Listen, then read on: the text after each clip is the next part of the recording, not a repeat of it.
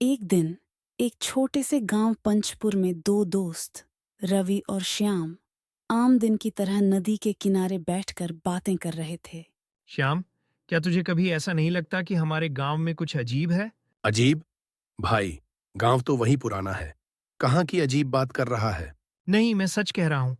तूने कभी देखा है कि हमारे गांव के आसपास कभी कोई मुसीबत नहीं आती?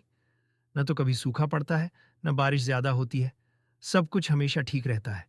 हाँ, तू सही कह रहा है। कभी इस बात पर ध्यान नहीं दिया, लेकिन ये तो अच्छी बात है ना? गांव में सब सुख शांति से रहते हैं। हाँ, लेकिन कुछ तो गड़बड़ है। मैंने सुना है, हमारे पूर्वज कहते थे कि ये गांव एक पुरानी शपथ से जुड़ा हुआ है और गांव के बाहर वाले लोग हमेशा इस जगह से दूर रहते हैं। शपथ? कौन सी शपथ?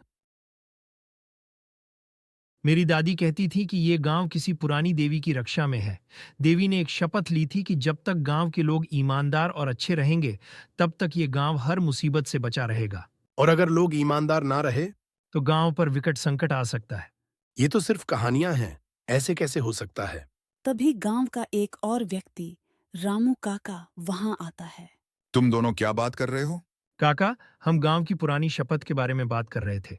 आपको पता है उसके बारे में? हाँ, मुझे पता है। मैं भी पहले इस बात को एक कहानी ही समझता था, लेकिन एक बार जब मैं जवान था, तब एक अजीब हादसा हुआ था। कौन सा हादसा, काका? उस दिन गांव में एक नया व्यक्ति आया था, जो अपने आप को व्यापारी कहता था। उसने हमारे गांव से कुछ चुराने की कोशिश की थी।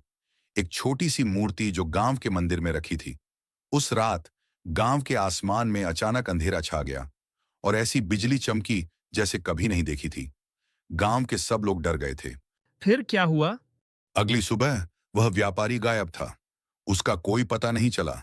गांव फिर से वैसा का वैसा हो गया, लेकिन तब से हम सब समझ गए कि यह सिर्फ एक कहानी नहीं है। तो इसका मतलब है कि सच में कुछ चमत्कार है हमारे गांव में।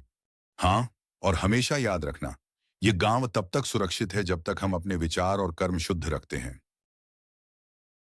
शायद इसी वजह से हमारे गांव में कभी कोई मुसीबत नहीं आती। श्याम और रवि एक दूसरे की तरफ देखे बिना अपने विचारों में खो जाते हैं।